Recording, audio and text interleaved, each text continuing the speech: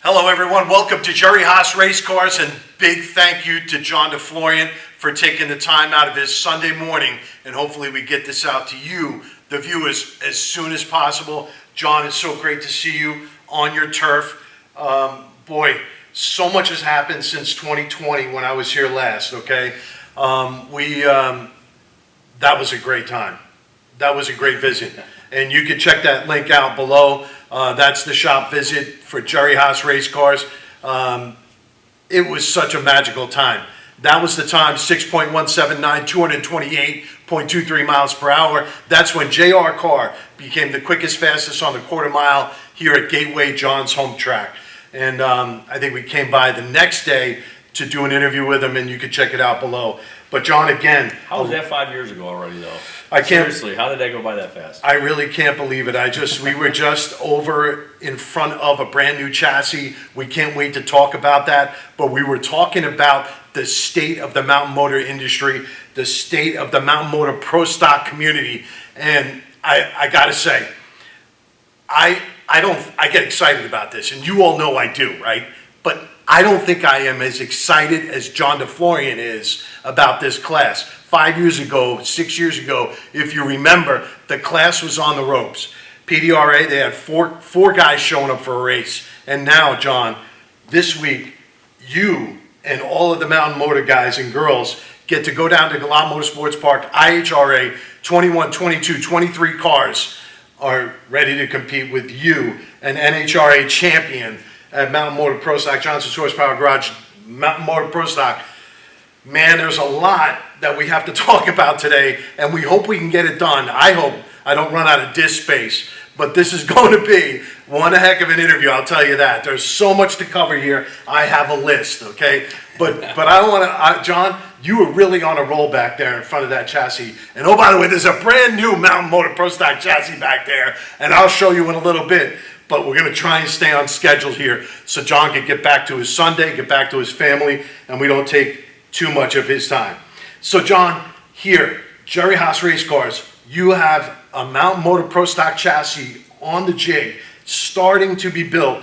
What is the lead time for that?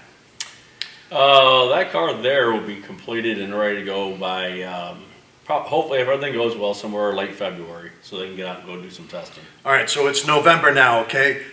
December, January, February, late February. That person that owns that car, who is that person? It's Jesse Alexander's new car. Jesse Alexander's new car. So he is going to be thinking about showing up at sanctioning bodies next year and competing with all of you. So you need to, bring your A game and get ready for 2 and go or 2 and go home. Because that's how the IHRA does it. You get a little more time over at the NHRA or PDRA if that happens. But John, what are your feelings about the PDRA? Do you think it's going to happen next year at the PDRA? I think you're going to see a lot of things over the next couple of months developing. The PDRA brought the mountain motor cars in when they really needed it, and I thank the PDRA, Tommy and Judy Franklin, for doing that because we needed a place to go. And so I would like to see them be able to do something and figure something out. But I know that right now there's a lot going on in this particular class between the sanctioning bodies, so it's going to be very interesting to see how things develop out here. We're going to be going to the PRI show here in about a month, and I think a lot of things will come through down at that show. So yes, absolutely. Thank you, Judy and Tommy Franklin. You guys made me. You guys helped to make me. Some people hate you for making me, and some people love you for making me. But Judy and Tommy, thank you so much for everything that you have done for drag racing, and especially Mountain Motor Pro Stock, because I know I love it. I know these guys love it, and it is an incredible passion of mine. So personally, I don't think PDRA is going to be there next year, John, and I think it's going to be a battle now down to the NHRA and the IHRA, and speaking to really powerful people over at the NHRA, I don't know if it's going to happen at the NHRA either. So the IHRA could be a consolidation place, and I'm not making any statements like fact. This is AED Performance was founded with one basic premise in mind: manufacturing high-quality components at reasonable prices. We manufacture the finest line of performance and competition CNC machine carburetors on the market today. Reach out to us at aedperformance.com or 804-271-9107.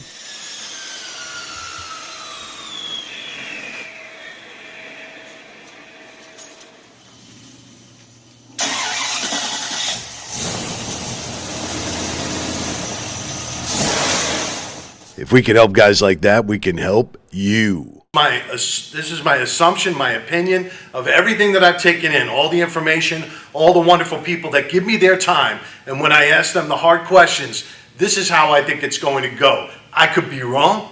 Don't get upset with me. I know Al, you're gonna state your opinion down below. Go right ahead, and don't forget, watch that video, this shop tour. It's absolutely awesome. John, to keep things on pace here, okay? Al loves the quarter mile, and he doesn't mind saying it about 1,000,000 times every day in my ear, okay? And your ear too. So we love the quarter mile. Yep. What does that additional 8th mile mean to you guys in the cockpit, and why is it so enticing for you guys? Well, I mean, okay, so for anybody that's been racing for any kind of time, when we first started racing, speaking for myself for sure, quarter mile racing was what there was. It wasn't 8th mile. And so I've always associated drag racing with quarter mile. I love quarter mile. Besides that, for the driver and the driver's seat and the 8th mile, you're so busy to the 8th mile, and when you get to the 8th mile, you're shutting the thing off and trying to get ready to get stopped. In the quarter mile, you get this thing in high gear. You got another half of the racetrack. You get to enjoy that ride, and I'm gonna tell you, man, it's a lot of fun. I mean, you're sitting there listening to that motor, the motor's singing. It's just like music in your ears. And it's a lot of fun, 225 miles an hour and stuff. It is definitely a big time adrenaline rush. There's no question about it. But I'm an addict, I'll race anything. I'll race 8 mile, quarter mile, whatever. But if I had my choice, my druthers, I'd rather run quarter mile for that reason. So John, if it does come down to a choice of 2 next year, where are you guys at? Well, I think what you're going to see is a little bit of division and choice from a lot of different guys, different teams, of picking things that might most be suited for them and their location the best. However, I do believe you're going to have a bunch of guys that will cross over and try to do both of them. And so that's why if there is going to be both the NHRA and IHRA, there has to be a schedule that works where guys can do that if they choose to. However, I will say this. There's enough cars out there in this Mount Motor Pro Stock class. You could have 16 car fields at both sanctioning bodies and not have one car you drew from the other one. I mean, there's that many of these cars out there, and there's more coming. It's just amazing to see the growth in this class and the people that are coming in. It's gonna be exciting. I'm telling you what, we're in for a dogfight next year, and not that we haven't been. I will not take anything away from what we've been doing for the last 4, 5, 6, 8 years or whatever. There may have been a fewer cars, but it still was a dogfight, and it was brutal. And you're gonna see really good cars not qualifying in some of these races next year. I could be one of them, most certainly. I mean, you go up there and you have a bad couple of hits, all of a sudden you're loading up and taking your shit home. Yeah, and that's the thing. So John, and you were talking about that before, standing in front of Jesse Alexander's new chassis over there. You were talking about 40, 45, 46 cars that could potentially be out here competing at either sanctioning body. Man, that's amazing. It is amazing. If you think about it, that's incredible. There's a true, we've had a number of us that have done a count. There's a true about 40, somewhere in the neighborhood of 45, 46 cars or so, Mount Motor Pro Stock cars in the country that actually could be racing. For whatever reason, some of them they've chose not to race or whatever the case may be, but they're actually out there. And we've done a count here in the last couple of years. We've had about 30, somewhere in the neighborhood in the mid-upper 30s, different cars showing up at races. Again, 35, 36 cars. You can have 16 car fields in both NH and IH and not draw one car from the other side if everyone comes out and participates. Yeah, and so that's the most exciting thing that we've heard in the past 1 or 2 years. So this whole IHRA thing that's happening is absolutely energized. What's going on in the industry, and the ripples up and down are insane. The level of competition now is going to be notched up even more because you got guys like Lenny Lattig already running a 404 Cecil County Dragway a couple weeks back. He is coming, and those guys, I understand through the grapevine, are building brand new engines because there's simply nothing left out there that could be a viably competitive engine. Is viably a word, John? I don't know. But, there's nothing left. And now you got new chassis being built by Jerry Haas Race Cars. You've got John Kazi Racing Engines, almost knocked the big guy over. You got John Kazi Racing Engines, brand new racing engines coming in. You got Sonny's Racing Engines, brand brand new racing engines coming in. This is going to be absolutely insane. And I just hit the guy. I hit Wally. But John, this thing came to you, and this challenge was not an easy thing. When you got guys like Johnny Pluchino in the class, when you've got guys like Alan Drinkwater in the class, and they're getting ready to, Preston Drinkwater says, he's coming to the IHRA to clean that SHID up. You better be ready, John. I mean, I'm telling you, like you said, you could possibly not be walking in. A guy like you, NHRA champion, could not be walking into the field. And that's an amazing thing with this whole two and go home structure at the IHRA. Man, it stays away. You got to be nervous. Oh yeah, I'm going to tell you right now, if you roll into the track and you see 22, 24, 26, 30 cars, whatever winds up being there, you know immediately when you roll in, you better not do anything wrong. You better make sure you try to make the best call you can, because you're only going to get 2 shots. And you can't lay up. Okay, so we used to have a situation where you could kind of lay up, just get down the racetrack, and it was good enough to get in. That's not going to be the case any longer. You're going to have to come out there with your A game right off the bat in the first run, and then hopefully make a good run, have a graph, and try to tune it up a little bit more for the next run, so you can have a little bit better qualifying position. So yeah, it's going to be interesting. It's going to be definitely a dogfight.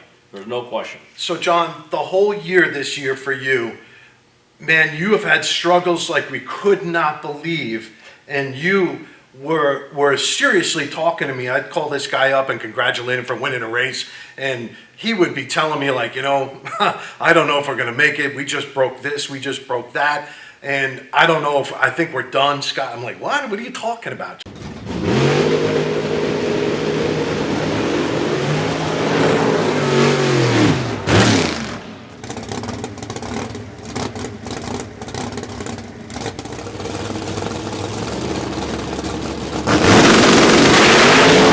County Pro Stock Racing here. Great Lakes Transco is looking for Class A CDL drivers. If you can drive safe, call Charlene.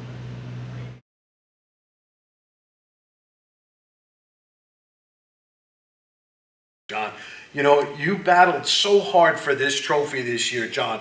Give the viewers a little sense of what happened over the year. Well, I'll tell you what, I mean, it was every year is challenging. This year was extremely challenging because, you know, we were preparing for this upcoming season, so the motor had gotten down, gotten freshened up, ready to go. We went through all the other normal prep to get ready for the season, making sure we got everything in place. And we roll out to the very first race and ran okay, didn't run what we thought we should have, and go out in first round, and we broke a crankshaft in the very first round. And a motor that we just got freshened up. It had nothing to do with the freshen up, it's just one of those natures of the animal, the beast that we deal with here. And at that point, you have to keep in mind that that's the very first race of the season, you know, and there's been a tremendous amount of expense already to get to that point. And yeah, I really thought there was no way that we were going to make it. I felt like there wouldn't be any way we'd make the next race, or maybe most of the race the rest of the season. I wasn't in a position to try to get a motor back together. I only have one motor at this point, and and the fact of the matter is getting parts right now, and has been for a long time, getting crankshafts and stuff like that is extremely difficult.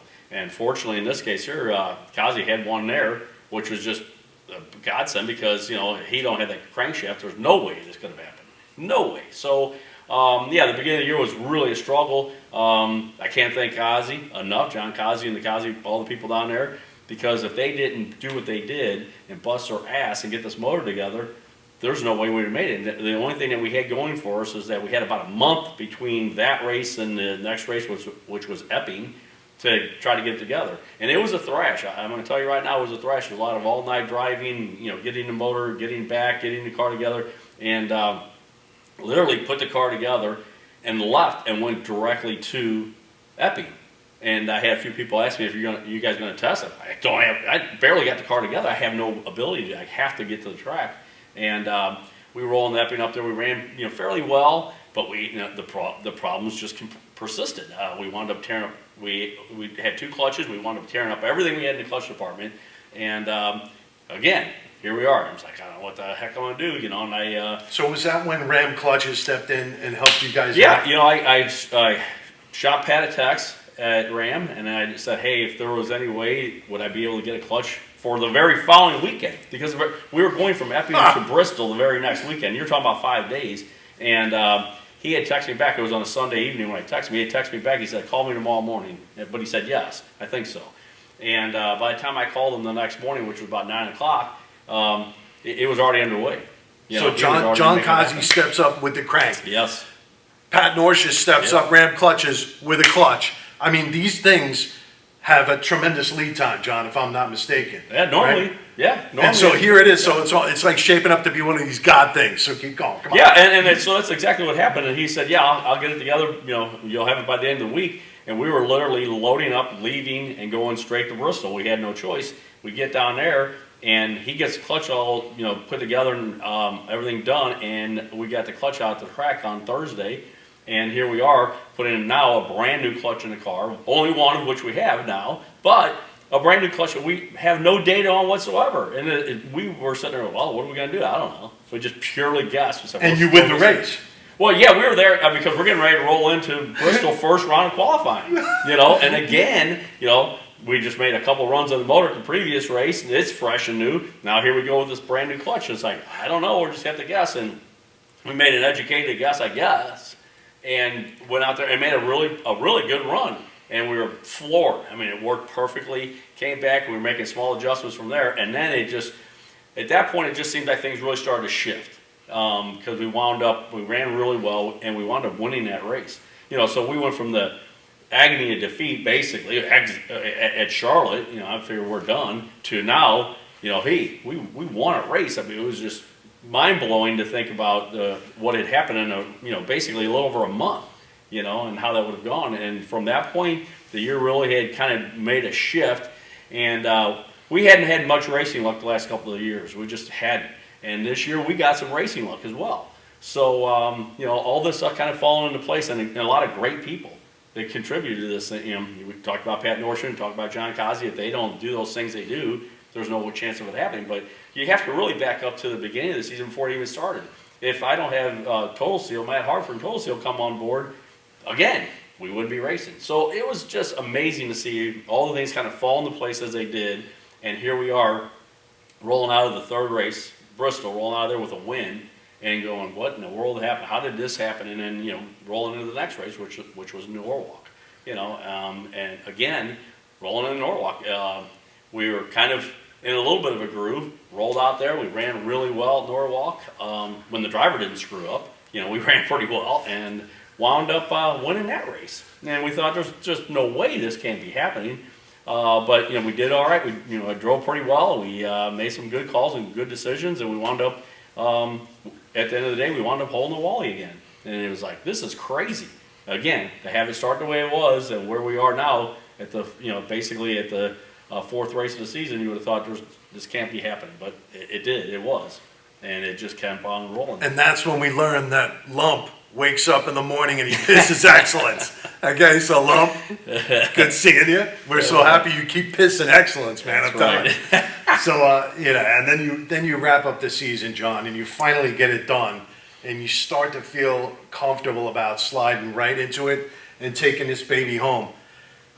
John, man, wow, what a load off it must have been, right? Well, yeah. Because look at that season, and that wasn't the end of the problem. I mean, it's always been a fight for you this whole season, and that's what you are going to have to get ready when you watch these guys and compete with these guys and girls. They never give up.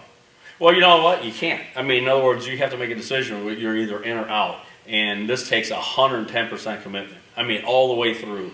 And don't get me wrong. Even you mentioned rolling in the last race, but we left Charlotte down there, and we lost in the semifinal down there.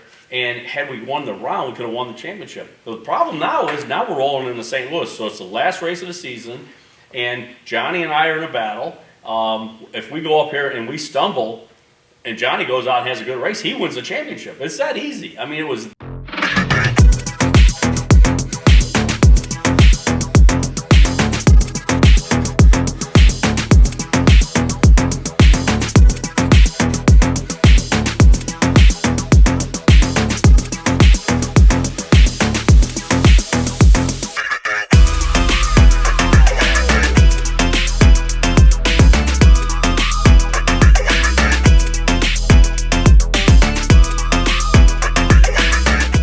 that close, even though the numbers might not show it at the end, it looks like it was a big differential in the points. It really wasn't, because we rolled into St. Louis, we had to qualify, and we had to win first round.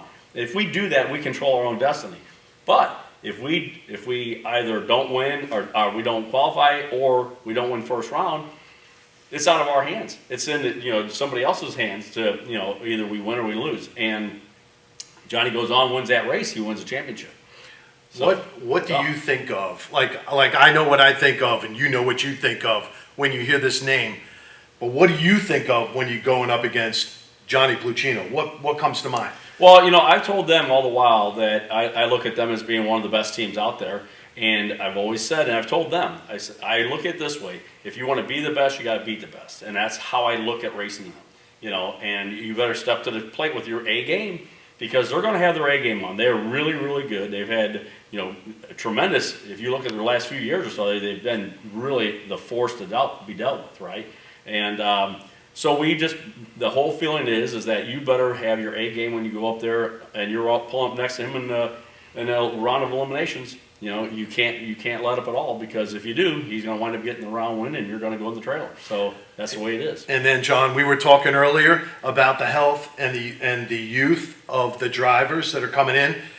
What do you think about when you think of Jordan Enslin, who's really getting his program together? Alan Drinkwater, who's really getting his program together?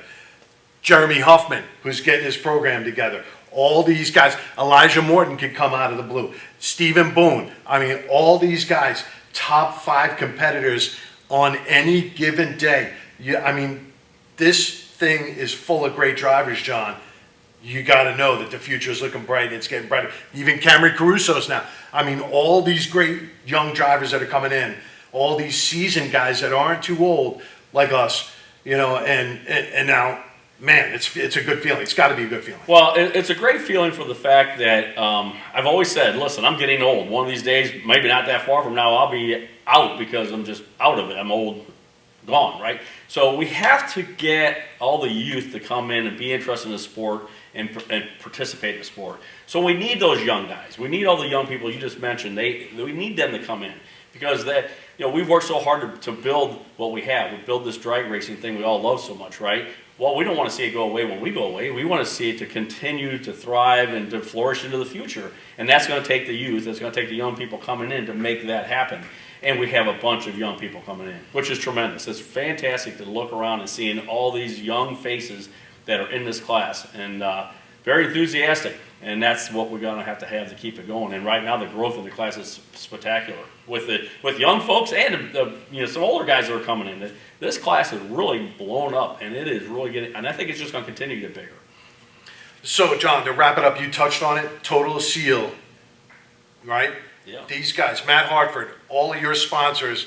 I need you to list them. I need you to thank all those people, because I know how important my sponsors are to me.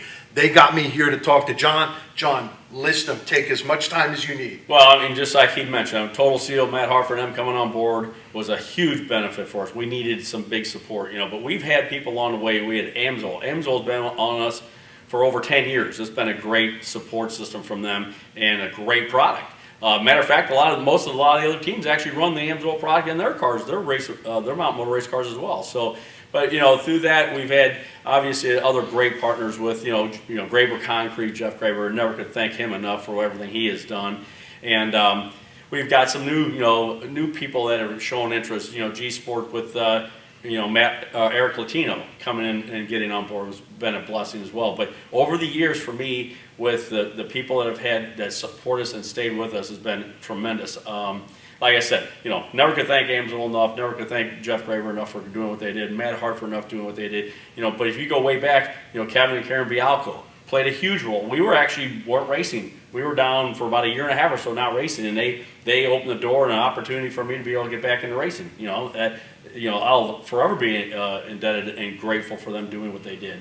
And there's a lot of folks that have participated along the way that keeps guys like myself and other teams like us, keeps us out there, keeps us going, because we got to have that support. We have to have that support to make it happen. So, again, I can never thank those guys enough. And then, the people that go race with us. My wife plays a huge role Jason is underneath the hood takes care of the motor stuff. Jeff he'll do anything and everything. Tony in there, and then Lump, the baddest ass crew chief there is out there. I mean, without these guys doing what they do, we don't have that standing right there. It don't happen. And I'm very fortunate and very blessed to have these folks come on board, because I can just sit in the seat and go out there and drive. It's a huge benefit to be able to have this happen at this level, because it's hard. It's a big commitment. I mean, these folks make commitments to be away from home a lot throughout the year. I mean, you've got a lot of races that we go and do. So you can't ever thank those guys enough, and they all are just as important. There's no one that you could do without. You got to have them all to make it happen. And even one-offs, Great Lakes Transco, they're hiring. Make sure you click that link down below. If you're in the greater Cleveland, Ohio area, and you have a CDLA license, you got a tandem stamp, they need to talk to you, okay? So click that link. They sponsored John one time this year at Hebron. They sponsored me. I can't do this stuff without the support of great companies like Great Lakes Transco, Redline Shirt Club, AED Competition Fuel Systems, the Town Car Chauffeur down at in Orlando. I mean, everyone getting on board, coming on board, even Kelling Equipment Repair out of LaGrange, Ohio. If you need to fix your equipment, you have been harvesting like mad women and mad men out there. You got some broken equipment, call Keith. He'll start the process. The guy goes nationwide. He's an absolute maniac that you need on your team, just like this Mountain Motor Maniac right here, John DeFlorian, Johnson's Horsepower Garage, NHRA Mountain Motor Pro Stock Champion here in Fenton, Missouri. Jerry Haas Race Cars. Thank you so much, John, for your time on a Sunday morning. We really appreciate it. And, man, that's pretty awesome. Congratulations, John. I want to see you carry it one more time. That's kind of pretty cool stuff right there. That's what it's all about. That's why we all work our asses off like we do and do what we do, because that's the reward, and it's really hard to get. It's a very hard trophy to get, and makes it all worthwhile. All those crazy hours of driving up and down the highways at all hours of the night. That's all about this right here, is going to the racetrack and getting out there and winning. So couldn't be any happier. Let's see what next year brings. Look out for 2026. It's going to be a crazy season.